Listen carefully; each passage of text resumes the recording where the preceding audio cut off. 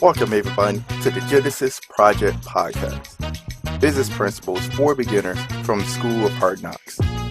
They say that success leaves clues. In this podcast, we're going to discover the clues that it leaves behind, and we're going to start at the very beginning. We'll get into the weeds of how the guests of the show came up with their business ideas, the why behind their business ideas, how they dealt with setbacks and failures, what keeps them pushing forward, and the emotions behind it all. Everyone wants to start a business, but many are held back by something that keeps them from starting.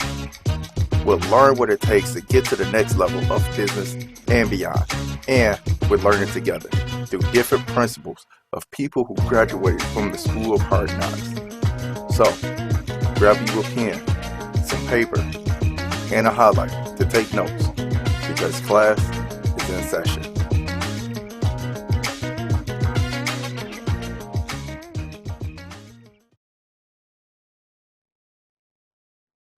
Hey, welcome to the show, class. I have a special guest on the show today. He goes by the name of Professor Oge Madu, and I've been practicing on that name for a long time. Trust me when I tell you the name was actually longer, but I'm glad he told me I could shorten it. So I appreciate that.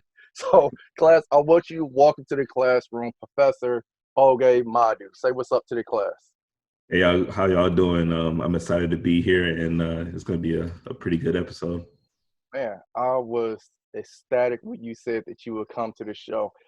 So, class, just so that you know, I've reached out to this brother on Instagram, and I actually slid into his DMs, and I feel kind of weird for saying that, but hey, I got some results from it, right?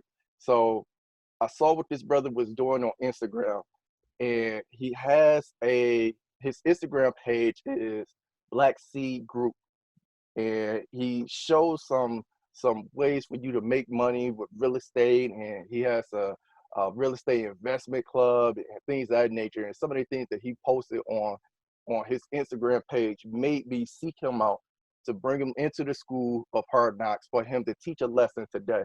So I want to give him the floor just for him to kind of express who he is, how he got to this place, just so you guys can kind of know who he is and all that type of stuff. So go ahead, take the floor. I want you to tell the class who you are and just a little bit of a background on you. Yeah, so like I said, I appreciate you having me on. My name is Oge Madu. I'm a first generation Nigerian American. I'm pretty young. I'm 29 years old. I turned 30 later this year. Pretty much born and raised in Houston, Texas. Went to school, undergrad in San Antonio. Graduated with an electrical engineering degree. Worked out in West Texas for about a year and a half, and then got a job offer to come back down to the Houston area. And from there, I was working in the refinery for a few years, and then got my MBA from Pepperdine.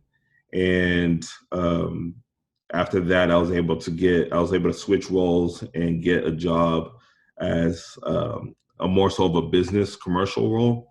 And got into corporate America in that sense. And as of this past November, I've been on this full-time entrepreneurial route where no longer working for the man in a sense. It's definitely been a journey, but it's something that I told myself that I needed to pretty much get out and kind of like work for myself before or by the time I'm 30.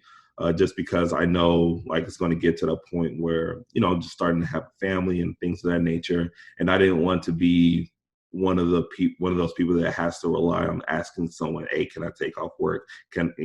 I could take my children to school. I can, be at all their games, and not have to worry about, I can't take today off. So I got to miss your graduation or whatever the case is. Yeah. So definitely wanted to control my own time. I've always had the entrepreneurial spirit. It was just one of those things where, no matter how many times I switched jobs, like deep down, there's just something like, dude, this ain't it,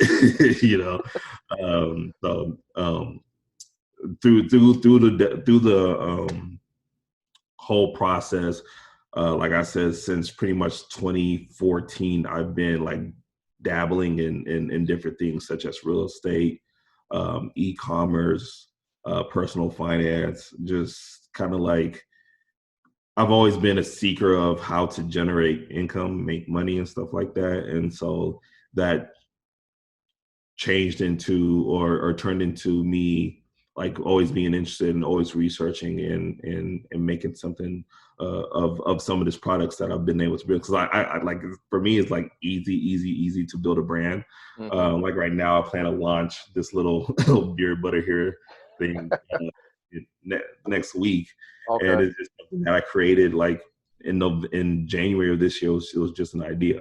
Mm-hmm. So just like doing stuff like that, it's something that's really cool in my head, and I know that I would have to go through the growing pains now, but I know it's going to pay off, Right. down.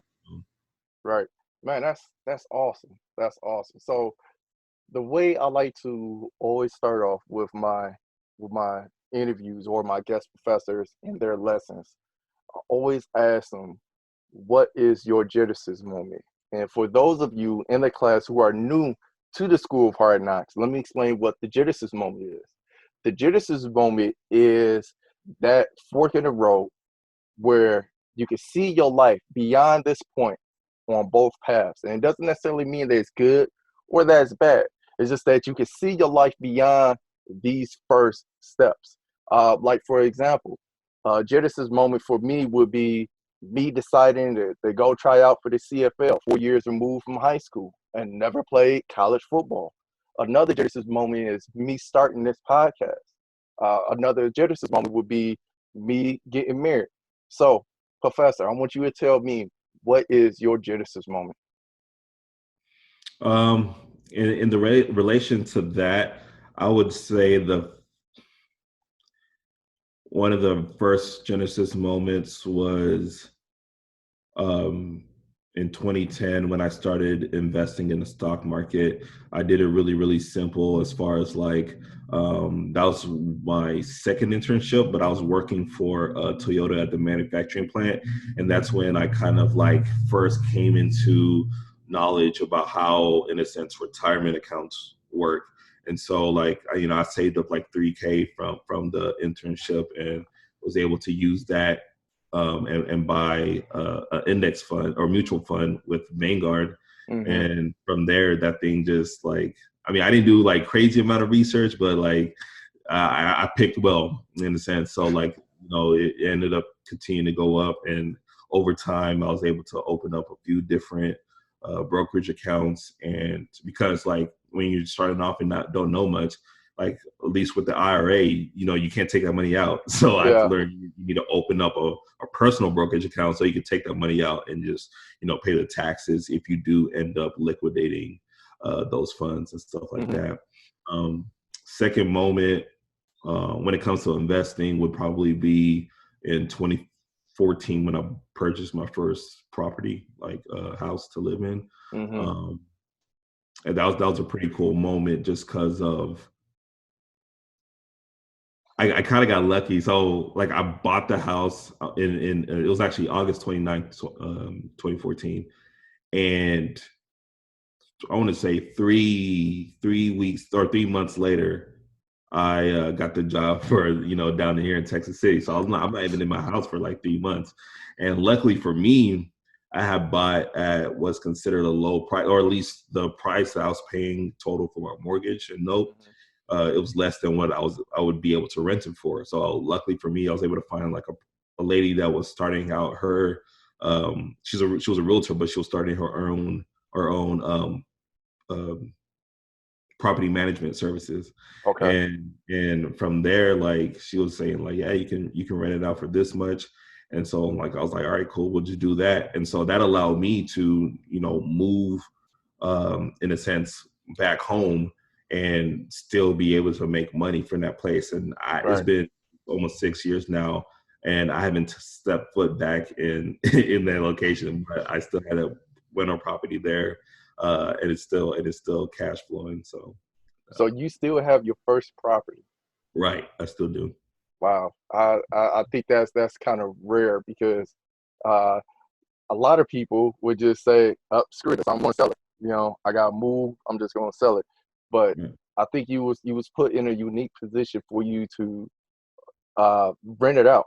You yeah, know, and for you to have a realtor who was starting off her own property management group. You know, some would call that luck. Some would call that, or rather, I would call that the Genesis moment. yeah, yeah, yeah. So you mentioned that you got into real estate. Let's dive into that a little bit. So when you went into real estate, did you have an idea as to how you was going to do this? Like, was you going to be doing just buying and flipping homes, or was you going to do wholesaling, or what was your strategy with that? Yeah, so with it's actually funny. So with real estate, because I'm actually thinking about it now. This is the first time I actually like deep dive when it really happened. So I've always been big on ownership. I've Okay, always wanted to like own something. Like even now, like I have a fitness apparel company simply because I wanted to wear my own brand. But right. like ownership is like really really big to me. So whatever with real estate, I know I want to own a lot of properties. And now that I think about it, I actually started off wholesaling without knowing it was wholesaling. If that makes sense. Like I was just on YouTube, doing research like normal. Came across a video, came across, probably like his ads popped up a few times, and like I said, I was brand new to it. Also, I wasn't really like, paying attention, like not exactly know what I'm doing. So I'm like paying this guy to like learn how to get properties under contract for less than Hmm. market value, and in my head like it was all about like all I could think about was like if I get it under contract, like how am I going to pay for this property? But Yeah. people are telling you like, oh, we have the buyers in hand and this and that. And so like I actually had a crack at wholesaling without really knowing it was wholesaling until pretty much this moment. But like it did not go well. Like I mean I learned like the whole process and stuff, Hmm. but one thing I do know as far as like wholesaling goes is like that's way too labor intensive for me, and I Hmm. would rather be the investor who's buying the properties versus me always finding the properties. But like I will say this, like for people who are trying to get into real estate, wholesaling is how you pretty much learn the whole game. If you can wholesale well, you're actually in a better position than a lot of people, even people with money. Because if you understand wholesaling, you can then turn into the person with money.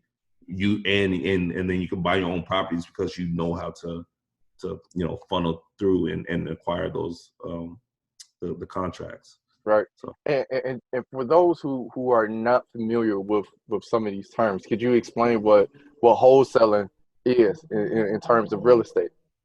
yeah, so wholesaling is when you could say like me, for example, if I go to someone that's in a sense a distressed seller, they need to sell their property, but they need that like they maybe because they're back pay on taxes, there might have been a death in the family and they're just trying to move, just so whatever the situation is, they have motivation where they have to leave. Right. If you're able to find that type of person, what you do as a wholesaler is try to get it under contract for under market value. Once you are able to get it under contract, what you do next is find a buyer who wants to buy that contract from you at a price that you decide. So, like, say for example, a house is worth 100,000, right? Hmm.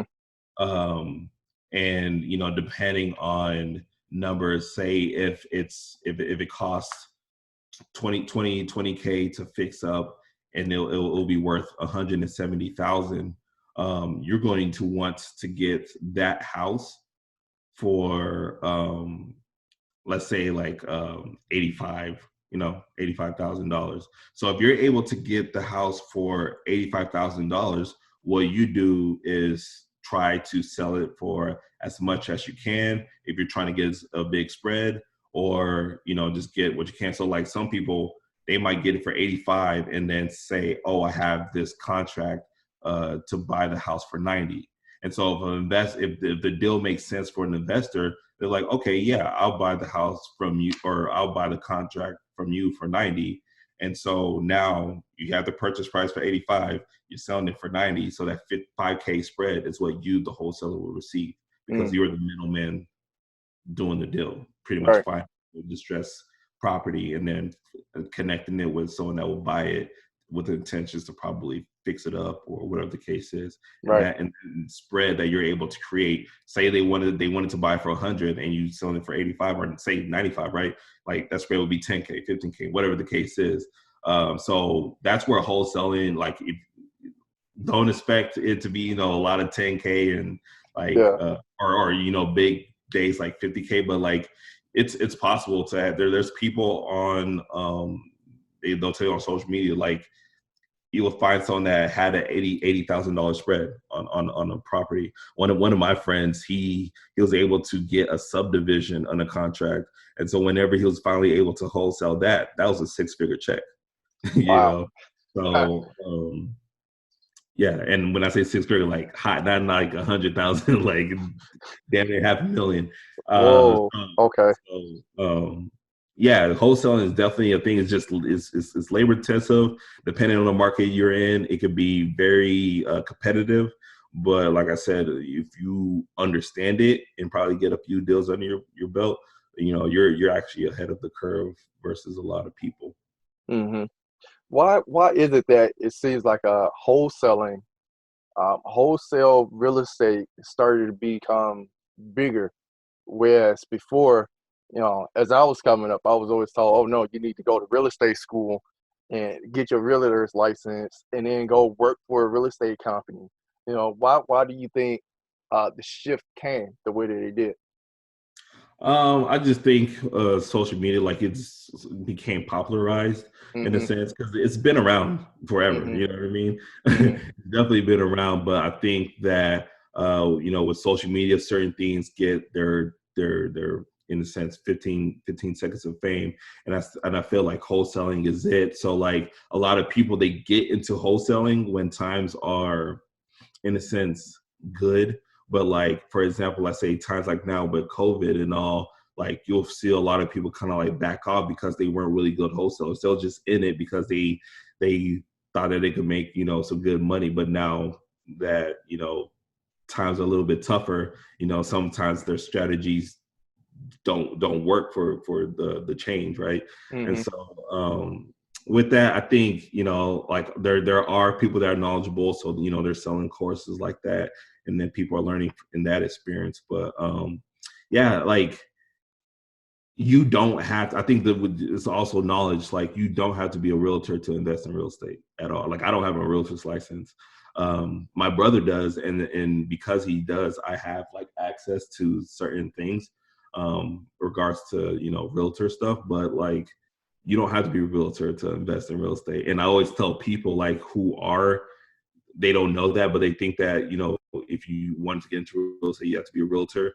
One thing Hmm. you have to realize is that you're spending so much money in the get-go for a company that, you're still going to have to do a lot of cold calling. You're still going to have to do a lot of outreach. Like these companies they're not going to just have all these properties for you to go ahead and have under contract and sell. Like you're Right. going to have to network and do a lot of cold calling. And the truth of the matter is, a lot of people aren't built for that Right. at all. Right. And so what happens is they get the realtor's license.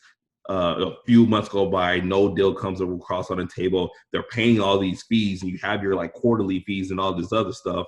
And so it's like, is this really worth it? And that's why I think a lot of people start dropping off because they don't understand how uh, much work you have to do to be like, you have to garner a network, and a lot of people Right. that are young don't have that network yet. Right. And then Right. unless they have the willpower to always be cold calling and facing all this rejection, they're probably not going to do well starting off unless you just have a network already before you go in.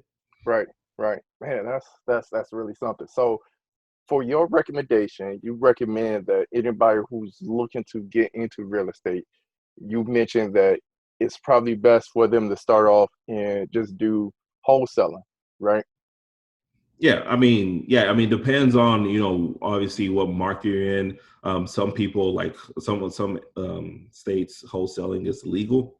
Hmm. But overall, it's still fine to do. But like as far as like truly learning real estate, you're gonna learn much, much more as a wholesaler versus a realtor. Ah, Like I see. Okay, okay. Now, I've just recently came across a subject in real estate, and I can't remember the name, but and correct me if I'm wrong, but the idea is that I sort of do like a deed switch with you, or I take over the deed. Let's say you're behind on your house, let's say 20 sure. grand, and you know, got the house for 80, right? But you got behind 20 grand, and there's still, let's just say 50, 40 grand that's left to be paid on this house, and you just need to get out. If I take over your deed, the house is still in your, or the house will be mine, but the payments will still be yours, right? Uh, do you know anything about that type of real estate? Yeah, what you're describing is what is called a short sale. Okay, okay, So like pretty much what's happening is like you said, someone is behind on their payments and they can't afford to make the payments, and but they don't have much. Usually they don't have much equity in the property, and so usually what happens with a short sale is maybe you're able to rent it out for a decent price, and so what happens is like you might give this.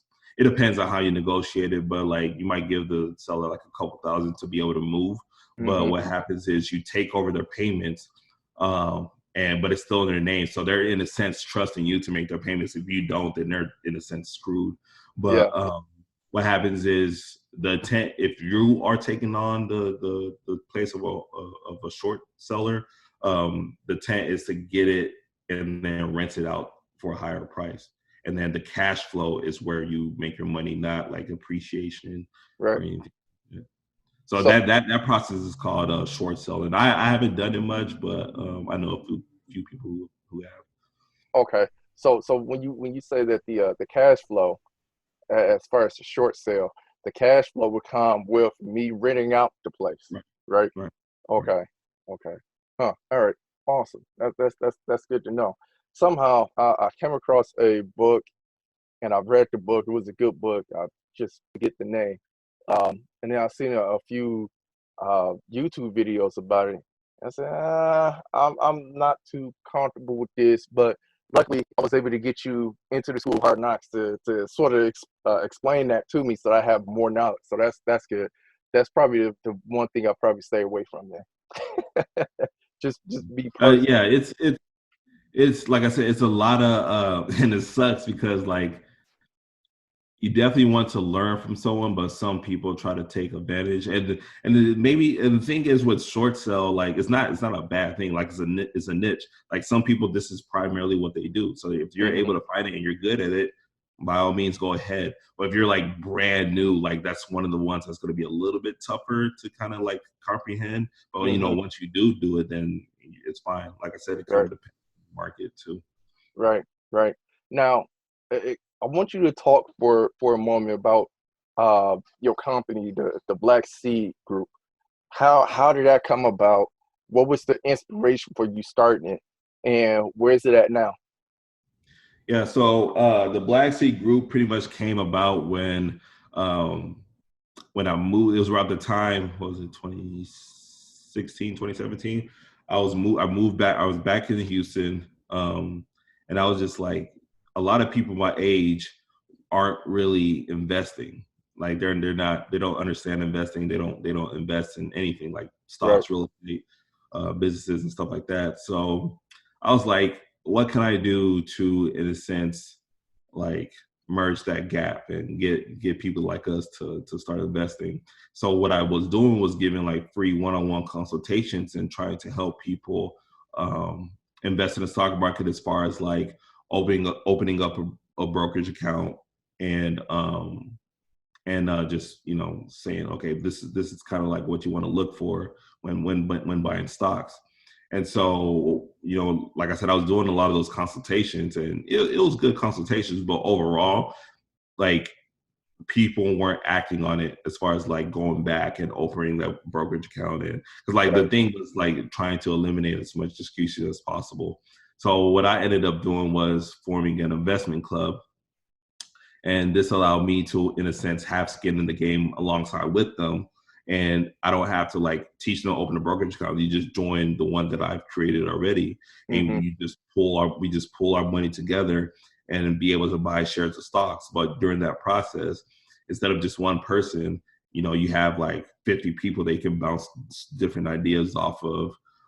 Like if you don't understand anything about the stock market or certain stocks or Mm-hmm. whatever the case was, now you have all these people that are putting money in monthly and have now you have access to like all these other people. And so that was able to like eliminate that excuse or of being overwhelmed with opening, because like a lot of people, they don't understand it. When you understand it and you start trying to navigate the whole Yeah. process, you start getting overwhelmed and you're like, forget it, I'll deal with it later. Yeah. uh, and so with this, that eliminates that excuse. So did that for about 2.5 years. Literally this month I had to shut it down, at least for now, because the platform we were using, they, due to COVID, like the people won't be able to fund their platform anymore. Mm-hmm. And with that, unfortunately, other brokerages, they did not do the type of service that this one did. It was called Volio. And because of that, like I was doing this group for free. Like this is me. This is Right. almost like my little free thing for everybody that joins. And Right. so I wasn't going to just cause even more of a headache to try to set up how people like join the group, like manually figure out who's contributing what who's owed what. Like this app, like the platform we were using before, did all that for me, so I didn't have to worry about that. And with them leaving, like no one else had that option, so I was just like, here's what I'm gonna do. Well, I'm gonna go ahead and close this. I'm gonna try to find if there's another option. If we do Mm-hmm. find another option, we can start up again at a later date. But I'm just gonna cash everybody out. The good thing was, like, we ended up at 46.64% overall as a group. So everybody that's joined in has made money. So that I'm proud about. Like overall, we ended around like 55 members. Mm-hmm. We had at various times at least 70 people come through the club. So it was a good experience. A lot of things that I learned, and I Mm-hmm. was able to kind of like take that and turn it into do the same thing with real estate. So purchased a real estate property with a group of 8 other investors, and in Memphis that was already cash flowing as far as like making money. Like already had a tenant in place, was already rehabbed, so no work needed to be done. And it allowed people that wouldn't have been able to invest in real estate by themselves be equity owner in a piece of property. Wow.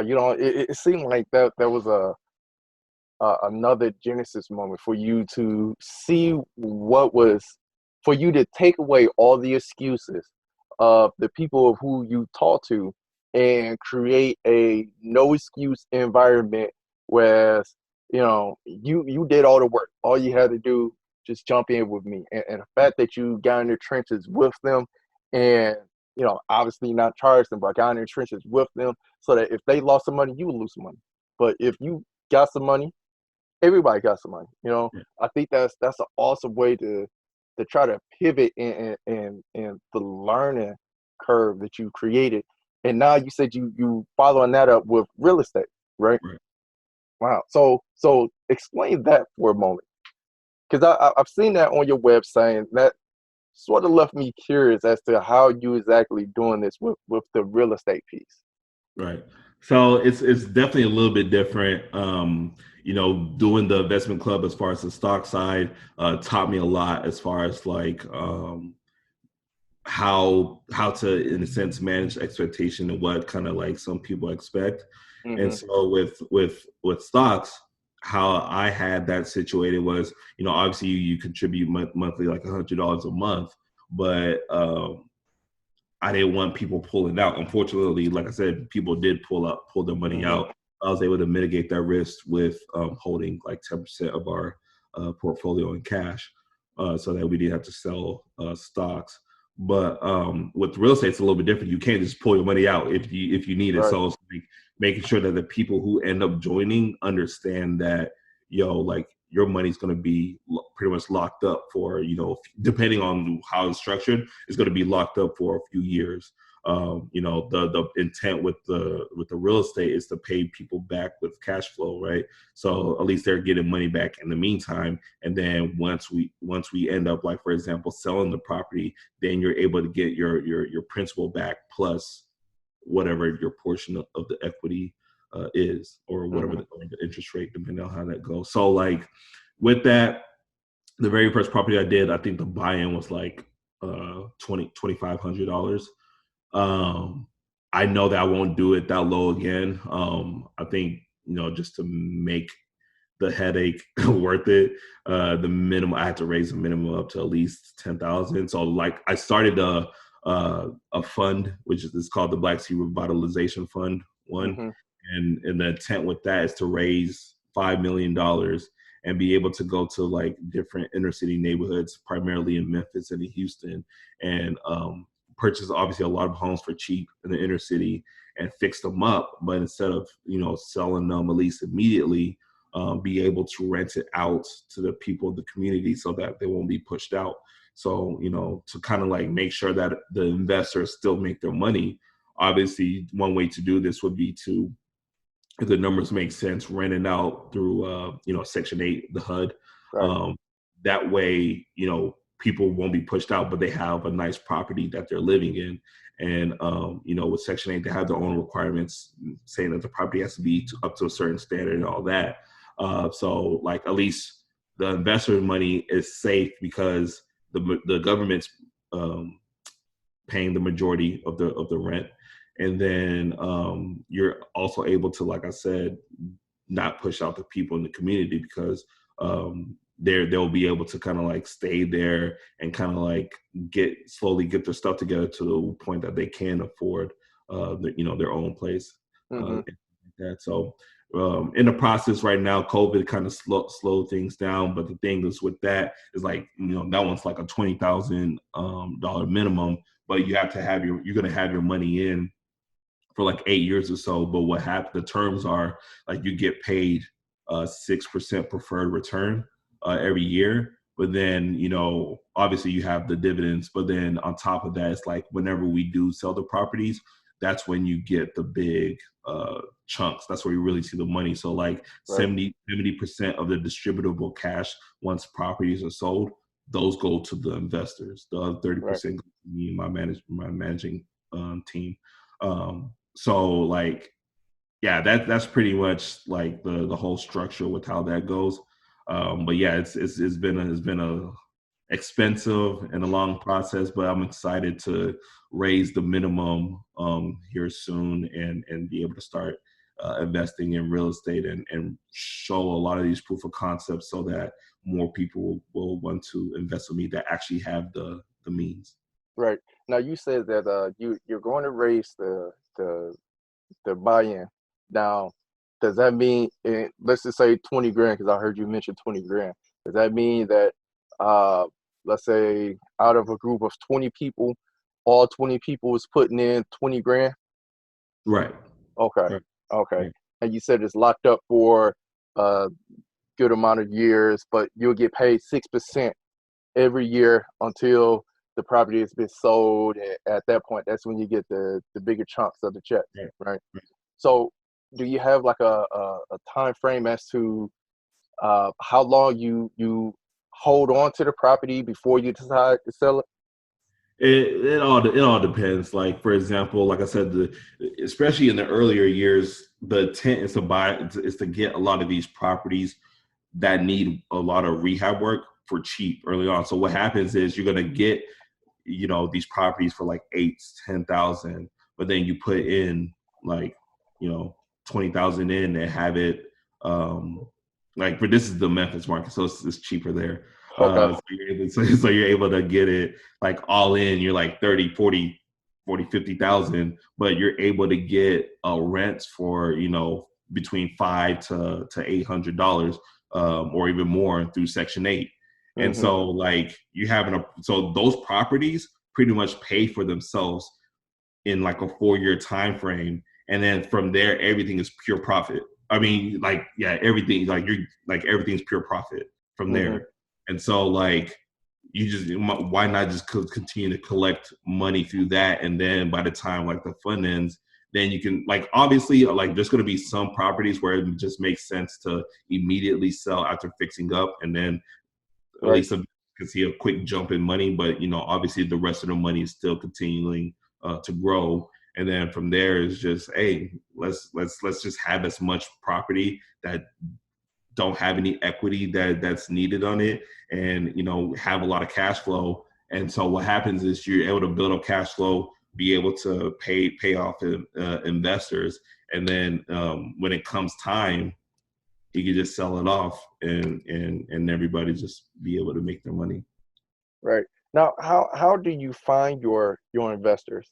I think it's awesome what you're doing because, with me being in Detroit, and of course us being the Motor City capital of the world, and lately, as of lately, the manufacturing world has kind of been up and down, where the population of Detroit has dropped dramatically. Right. Uh, and with that being said, there's a lot of vacant neighborhoods, maybe not neighborhoods, but a lot of blocks where it's just one person living on a whole section of a block with just nothing but abandoned houses or fields and things of that nature, right? So I think that's awesome what you're doing, and amazing. And it has me thinking maybe I should do that too. However, of course, I gotta get the buy-in from the wife, and that's gonna be a harder sell. But with that being said, how are you pulling in the investors to say, hey, this is my plan, this is how I'm doing it. Give me X amount for me to go and do this, and this will be your return and things of that nature. How do you actually go out and find those investors? Yeah, so like that's kind of the harder part, as far as like getting people, because like whenever you're new, which I would be considered new, like you don't really have that track record just of yet. Yeah, And yeah, so yeah. your first investors are usually people that in a sense know you and trust you already. And then once you kind of like build that relationship or track record, then it'll be easier to kind of get some of the big money players. But just like leveraging networks, see if anyone in the network wants to join. If not, maybe they know someone that's willing to join with you. Hmm. My presence on social media is slowly getting bigger.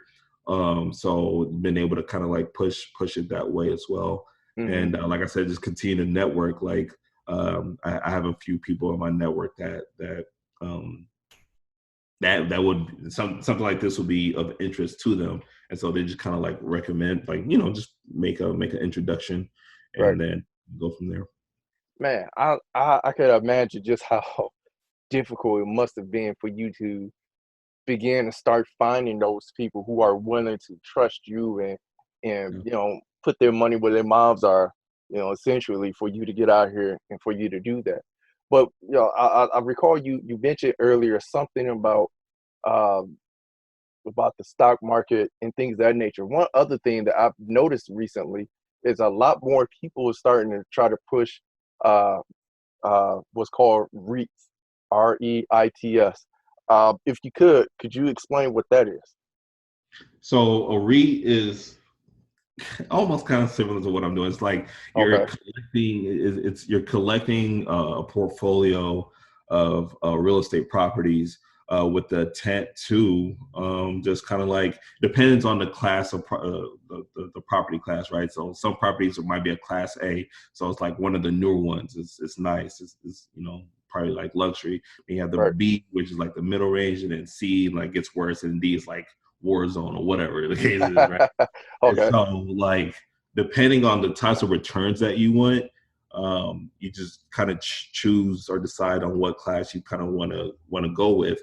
And so, some of these REITs, they might buy a portfolio of like say single family homes, that cash flow a certain amount.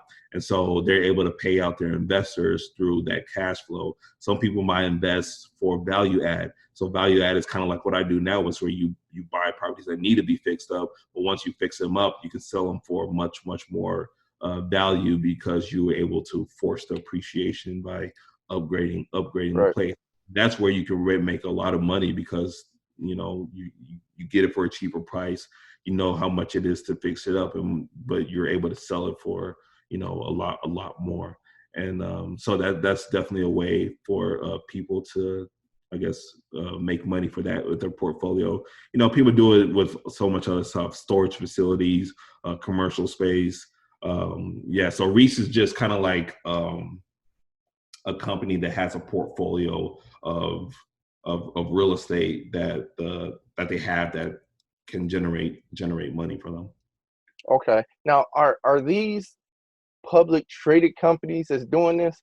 Because for whatever reason, whenever maybe I understood it wrong, but when I first learned about a REIT, it was something as if I could buy stock in a REIT and they would pay me back dividends Okay. after so long every month, or something like that.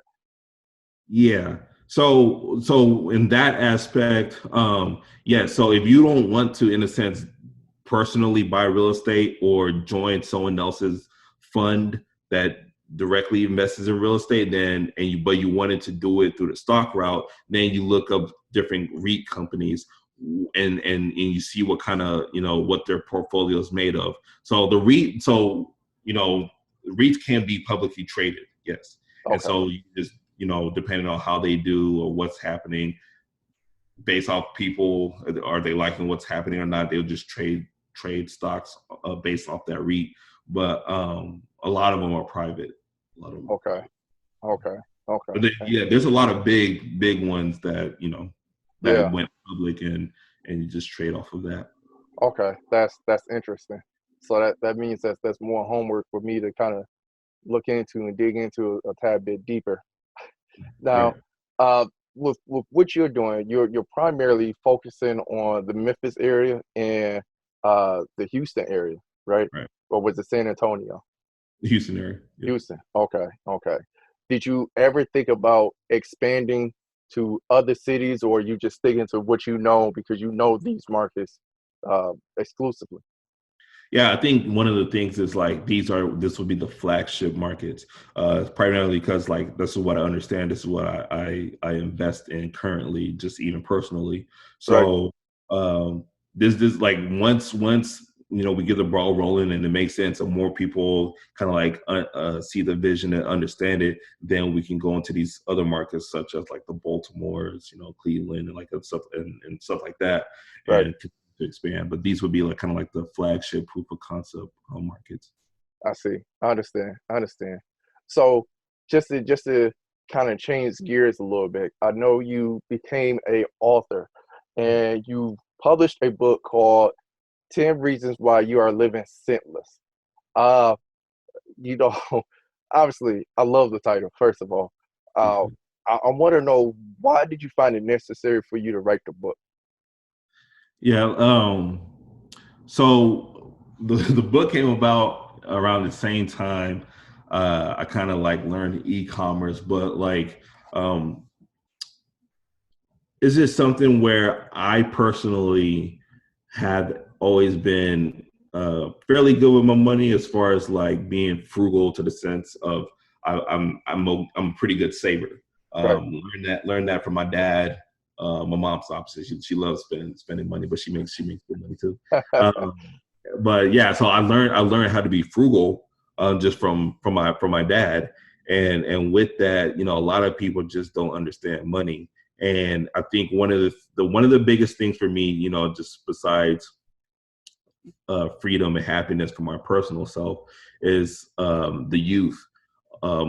Teaching them financial literacy early, so that by the time they become adults, they have a better advantage, and they're able to do what's necessary, and not always feel like you have to work or always be in debt because you didn't know that you shouldn't have gotten a brand new luxury car that's more than, you know, whatever the case is, right? Right. So like understanding that you know, if you are in debt, this you're gonna have to make sacrifices. Like these are the areas, like those 10 reasons are the areas where you know, you're spending your money. And I just try to give actionable tips to how you should be able to um lower your expenses or eliminate them. And that way, you know, once you get things under control, you now are in a different mindset and you can understand what necessary steps you need to take going forward so you don't have to fall back into that trap. Hmm. So yeah, so that's kind of how the book came about. But I just wanted to like, now that it's out, like I definitely like giving it to like high schoolers or people that are just about to finish college. If they, you know, like especially with high schoolers, like don't be going to college if you don't know what you're doing just yet, because unless you go into community college, you don't want to go into crazy amount of debt and not exactly know what you want to do. Like if Yeah. you're just going just because your parents want you and then you're taking out all this student debt, you're wasting your time. You know, Yeah. you Yeah. might as well go learn a trade if you're gonna do something like that. You'll Yeah. make so much more money doing that. You have a real skill. You know, people that are that know trades, they're killing it right now. Yeah. You know what I Yeah. mean? That's So true. it's like you don't want to put your energy and money into things that won't make sense. You have all these people that, you know, are 50K, you know, 100K in debt over something they don't even care about, or something that is not something that will be able to make money. If you're going to take out debt, you want to take it out for something that's going to be worth it, be able to generate income for you afterward. And a lot Right. of people, you know, they take on this debt and then they just hope that a job is just going to pay them, you know, a certain amount. You got to learn how Yeah. to, like, if you're always relying on someone else to give you that money, like you're not gonna, it's not gonna pan well for you overall. Right. So Right. like for example, for me, whenever I did engineering, that was more so of yo, like I know that once I graduate, I'll be able to find a good job. I won't have to rely on my parents, none of that stuff. So like I don't like engineering. I don't like engineering, but like I did it because like it allowed me to make money. I didn't have to rely on my parents, and I was able to save a lot of their money. So like I haven't been relying on them. So now that I'm out of the workforce, like I've been able to live on my savings in a sense, and figure out some of these other avenues to continue to generate money. Okay. Okay. Now, forgive my ignorance, but you're probably like the second Nigerian person I've had interview on this or come to the School of Hard Knocks. And it's funny because he said something similar to you, that his father was pretty frugal. Now, Mhm. is that just a cultural thing, or is that just, you know, that's just something that just happened? And again, I apologize for my ignorance, but I don't think it's cultural. I mean, it might be because I just think like, for example, most people, you know, coming over, they you don't have that big of a means, right? right, And so like you're coming from a place that, you know, you probably didn't grow up with a lot of money, so you want to save your money. And the thing was, you know, a lot of Nigerians, they came over to the United States, they're kind of looking at it as a land of milk and honey, and you know, you're making this money. And another thing to kind of point out too is, you know, you might still have relatives that are living back there, so you're sending right, money back to them, you know, every month, or you know, right, helping out with certain with your nephew and niece's school fees and stuff, you know, stuff like that. And so like you can't even, it's almost like you're taking care of another family, not, and you can't just focus on yourself. So now you have to, you know, cut whatever money you have down a bit because you're in a sense helping so many other people. So right. um yeah, that could play a big part. Okay, okay. Again, I want to apologize for my ignorance, Mhm. but that's one of the things that just kind of popped in my mind. Like, wow, that sounds similar to what one of my other professors had said. So let me ask you this: do you mostly invest in commercial real estate, or is it residential, or do you kind of do both of them equally? Yeah, so right now it's been all residential. I would Okay, like to get into commercial, but in a different way, not in a way of like it'll be triple what's called triple net leasing, which is like whenever you get a commercial space, but you're leasing it out to a big company like a AT&T or something, and Right. they're paying for rent, and they're also paying like if there's any maintenance or anything that's needed to be done, they're in charge of it, and Right. stuff like that. But just the way people are kind of working as far as like all this work from home stuff that's about to start happening, commercial is going to take a hit, and it's going to change the landscape a little bit, and a lot of these buildings are going to turn into residential stuff. So as far as Yeah. like what I've invested in so far, it's pretty much been residential. But I mean, I'm one that likes to dabble in everything to understand it, so I'm sure I'm going to get into commercials soon too. Okay. Okay. That's good to know. That's good to know. All right. So, so far, I love having you on the show. You've answered a lot of great questions. I believe that you dropped a lot of great gems, and plus, I hope you're taking a lot of good notes because he's dropping them. He's dropping a lot of great notes, as a matter of fact. And I've learned so much from you right now. So, with that being said, we're going to get down to the last few questions because I know your time is valuable and you have more stuff that you need to be doing. So, what is the one thing you wish you knew before you started your business? Um, I would probably say trying to partner up with people who are either one as motivated as you or know what kind of business you're trying to run beforehand, like they've done it before or in it, because that will help you expedite your learning curve and your business and all that. If you're just brand new to it and you decide to partner up with someone who haven't done something, whatever that business is before, what's going to happen is especially if you know business is hard. So like, stuff might not take off quickly or anything like that.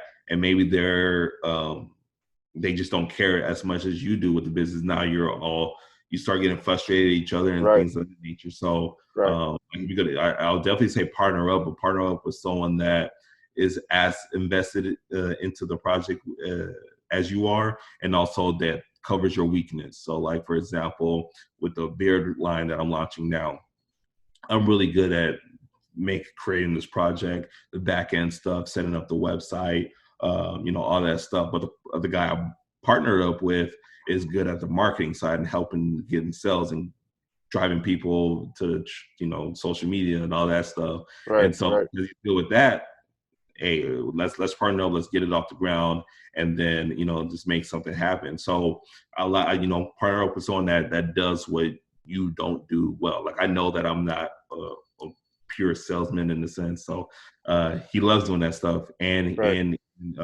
it comes easy for him, and he has a following and stuff like that. So it just Hmm. makes sense to do so, and I'm excited to see it kind of like take off the Right. ground. But definitely partner up with someone. And I would say I'm a person of action, so always don't do those analysis paralysis thing. Like Yeah. Yeah. Yeah. uh, you go to some of these, like for example, real estate events, and people will just go in and they'll go every single month, but never invest in a piece of property, or they just keep going and keep going just because they're kind of like scared to take that leap. Hmm. Uh, don't be scared to do, like, you just got to do it. Mm, I love the fact that you spoke on fear there for a moment, um, because fear is something that I believe holds back a lot of people in the sense that, if your maker gave you this idea to go out and do something, we're still afraid to go out and get it, even though our maker may have told us, oh no, go ahead, do it. You know what I'm saying? And even after we get this green light from our maker, we always get bogged down by fear. And one of the things I love to say is that you should acknowledge fear, but never allow fear to keep you from doing what you are supposed to be doing. So if you get that idea and you have fear, okay, that's fine, but you still got to move through it and complete your mission. You know what I mean? That's what I Yeah, always like to say. That was that. That reminds me of the Will Smith quote. Where, well, I don't know if he particularly said it, but he did say this quote. I don't know if someone else has said it first, but it's pretty much just like fear isn't real, Yeah, danger is real, but fear isn't yeah, real. It's all in your head. So yeah, like understand the danger of things, but like as far as fear goes, you just got to push through it. yeah. You know, I'll also say this. Uh, a lot of their class know this, but I have an identical twin brother Mm. who served in the Air Force, and his first few years in the Air Force, he had a special assignment where he got to meet a lot of very important people, um, POWs, generals, and things of that nature. And you know, I love having these type of conversations with my brother because he had some trainings with, you know, the special ops teams, SEAL teams, you know, Army Rangers, and things of that nature. So I always asked them, or rather, he always told me what they did when they always came across fear. Because I imagine, you know, somebody shooting at me, I'm not trying to be around here. I'm trying to leave and, you know, go home or whatever, right? But they still keep pushing through. So he told me that what they do to control fear is training. That's all they did. Just train. And they've trained to the point where, yeah, they still may have that fear, but they don't let the fear paralyze them. You know, they're still moving forward, even though, you know, bullets might be, you know, whizzing past their heads and things of that nature, you know. So in that sense, ever since he told me that, I've been, in a sense, training myself mentally. Maybe not as physically as I used to, but definitely mentally, because at some point, fear's gonna come up. There's nothing I could do about it, but acknowledge it and still push forward. Right.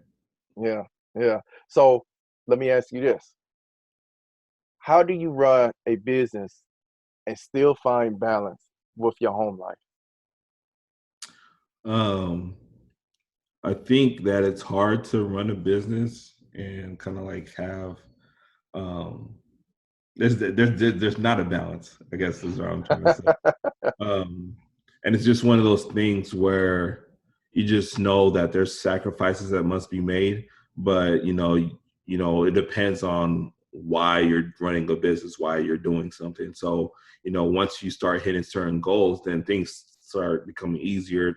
Time can start becoming freed up and things of that nature. But you definitely got to understand that you got to sacrifice. Like, this is rarely going to be a place where, like, yeah, your friends are out partying or having happy hour and stuff like that, and they're inviting you to come out, but like, no, you got to stay in and make sure that the 50 orders that came in, you package them up and send them out. You know what I mean? So Right, it's like right. there's different nuances that's happening, and it's going to cause you to miss certain events, but as long as you understand your end goal and your why, that's not going to be that big of an issue. Like for me, like it's not like what I do now isn't, it's fun for me. It's like it doesn't feel like a work. So Hmm. like that balance, I'm fine with that not being a balance. Like the other things that I do besides stuff like this is like working out and yeah, it's pretty much working out or playing basketball. And so that's my time to, in a sense, clear my head and relax and things of that nature. And then the other times I'm just trying to like grow, build my Yeah, brand, like always learn something new.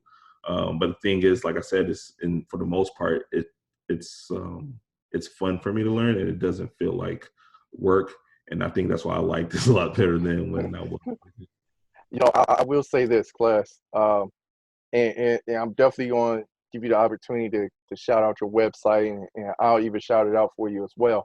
But there's a video on your website where you're sort of flexing a little bit, you know, where you're playing a little basketball and then you go up for a dunk. I was like, oh, okay, you try to flex. Okay, I could dig that. Yeah. And truth be told, I ain't I'm about 6'5". I didn't learn how to dunk till I got into college, like my first year in college, Right, mainly because all through high school I was playing football and running track, and I would have played basketball too. But you know, the two sports, the seasons, they right. sort of, you know, run into basketball. Yeah, so it was never going to work, man. I actually learned how to dunk by getting into the gym all by myself, throwing a basketball down half court, running down there, picking it up, and then going up and going back and forth and doing that. And I'll also tell this quick story. There was this guy in college. Uh, I used to call him Shaq because he was just as big as Shaq, just as ugly as Shaq, and his game was just like Shaq. Hmm. And um, so we're playing a pickup game, and Shaq is on the other team, and my teammate, I grabbed the rebound, threw it to my teammate, and now he's rushing down court. I'm kind of just lagging behind, and he pulls up for the jumper, and he missed it. But I timed it so that when the ball hit the rim, I was going to be in the air at the same time and put it back. And I caught Shaq right underneath the rim, waiting to get the rebound. So I caught the ball and I dunked it on him. And honestly, just because I'm from Detroit, I talked a lot of trash to him. So he just said, okay, all right, that's cool. And so went back down court on defense, and he got the ball at the free throw line, turned around. It was me and two other guys beside me. And you kind of knew what he had on his mind. He had that look in his eyes. I said, okay, bring it. So he took a step. The other two guys left me all by myself, right? So I said, oh, this kind of sucks. But okay, whatever. You know what I'm saying? I'm going to stand up for mine. So he went up, I went up.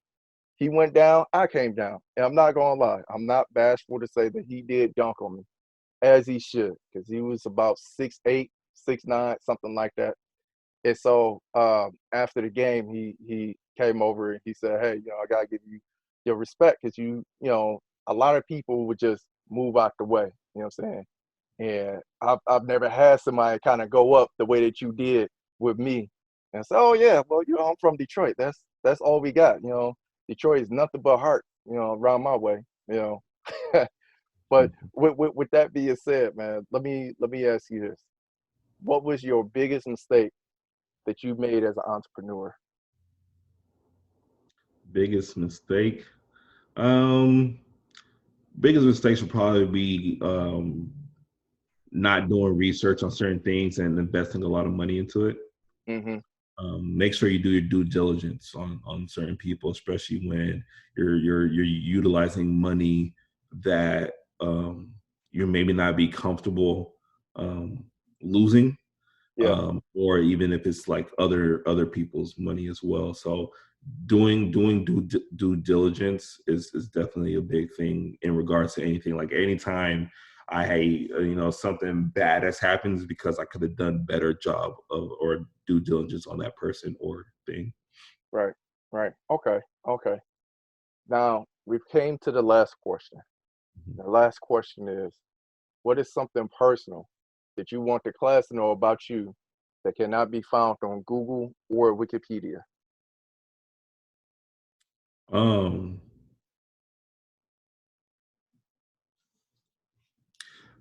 mm, okay. Yeah. So I would say like I never um, played competitively sports growing up. So like as big as I am, like I'm like 6 feet, 225, very athletic, like all this stuff. Like people see me and they're like, "Are you in NFL?" Like this is like Yeah, I never like because my parents wanted me to do the educational route. yeah, Uh, I never got to play football, never got to play basketball. But in turn, I just know that I'll probably be living vicariously through my kids if they end up having my size. Because I felt like I said, I was really, really athletic, like just by myself, without any real training. Like obviously, I played all the sports, like right. intramurals and like pickup. I was with it all day, but never competitively to where you might be able to get a scholarship, go to a good school, truly learn everything about the game. And so like I think at least with football I probably could have done something really really well, but it's just things that never happened. Like overall I'm fine, I've still got my body in good Yeah, shape yeah. and all that stuff. I still have my head, my brain, so can't blame it. But that's one thing that people ask, do you play anything or anything like that? It's like I never even played competitively, um, but yeah, it's been a cool deal. Okay, okay. yeah, that was going to be one of my questions too. My follow-up question, which was going to be, if you could, what sport would you play? Would it be football, or would it be basketball, or would you try to be like Bo Jackson and play both sports?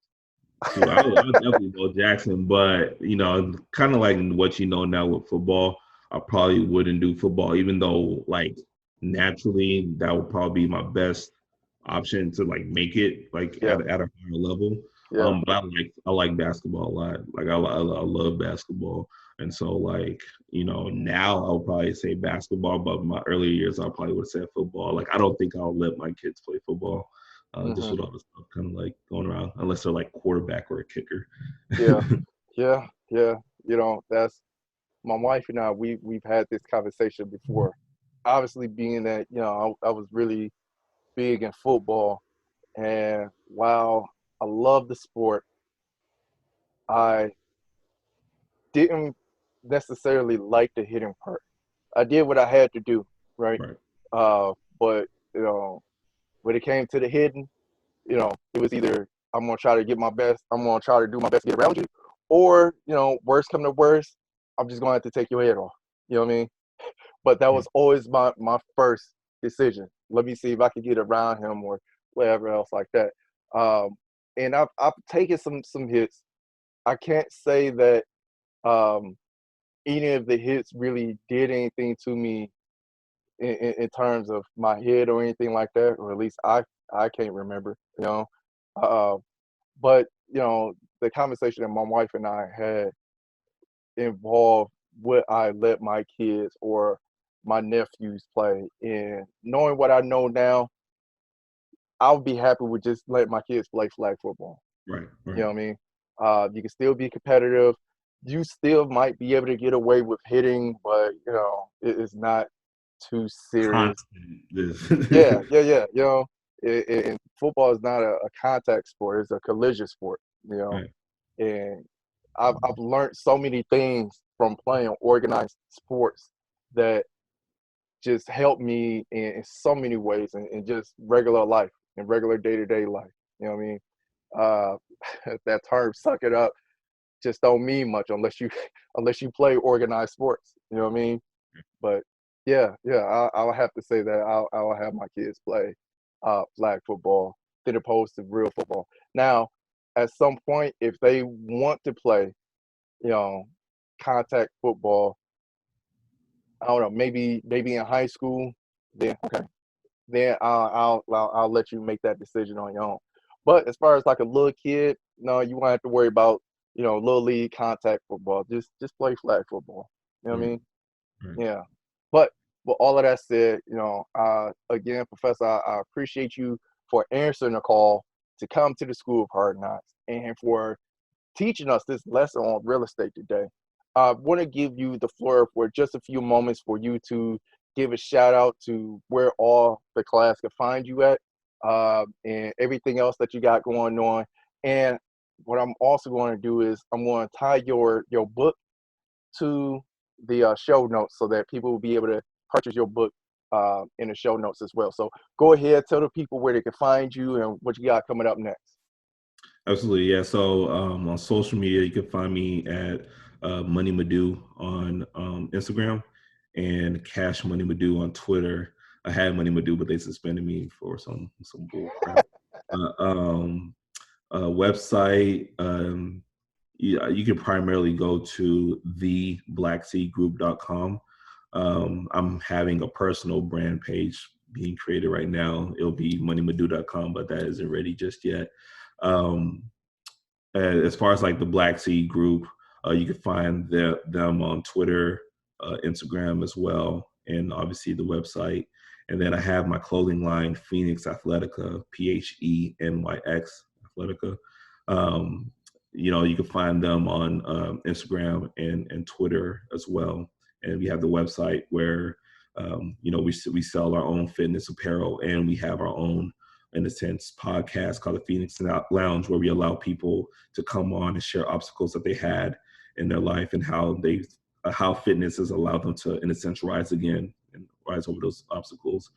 Um, And then I guess lastly, I have this beard line. You can follow that at zionbeardcare.com, Zion Beard Care on all forms of social media. And like I said, my book, you can you can find it on Amazon, Barnes and Noble. Pretty much any major outlet should have the ability to get my book, 10 Reasons Why You're Living Senseless, as well. So yeah, I'm having a wealth building conference in Houston on August 7th, and will be a 300 person event, but it's going to be a great avenue as far as like learning how to make money in different industries, particularly within the real estate and the stock markets. So definitely check it out, blackseedsummit.com, and hopefully I'll see you there. Yeah, and I'll make sure to tie that into the show notes as well. One other thing is I'm definitely going to hit you up about the beard stuff, because I've been, obviously, since the whole pandemic, I haven't really been able to go get me a haircut, and I figured, let's see just how long and full I could get my beard. And here we are, maybe a few months in, and it looks nothing like yours. And I want my beard to look like yours. You get you some of this beard butter. I got you. That's awesome. I'm with that. I'm with that. Well, class, you've taken the notes, and man, has he dropped a lot of gems in this lesson. As I always say at the end of these things, attack everything and anything in life with violent action. Class has concluded, and I will see you in the next one. Peace. Yeah. About 15 years ago, I hated where I was at, and I knew that I was meant for more. Greatness even. I wanted to start a business, and I asked my friends and family, how do I start a business? 90% of them never started a business before, and the 10% that didn't remember what they did. So I went on and earned my bumps and bruises from the School of Hard Knocks. My inspiration for the School of Hard Knocks and the courses that I've created was to reach people that felt the same way that I felt way back when. Like I was destined for more. The purpose of the Genesis Project podcast was to move those same people towards that great, with the guest professors that comes to the show and learn from their mistakes. This is a call to action to those who are searching for greatness. Join the School of Hard Knocks by commenting, sharing, subscribing, and get this message out to those searching for greatness. Click on the links in the description to get more information. And everything you do, everything that you chase after with violent action. I'll see you in the hallway.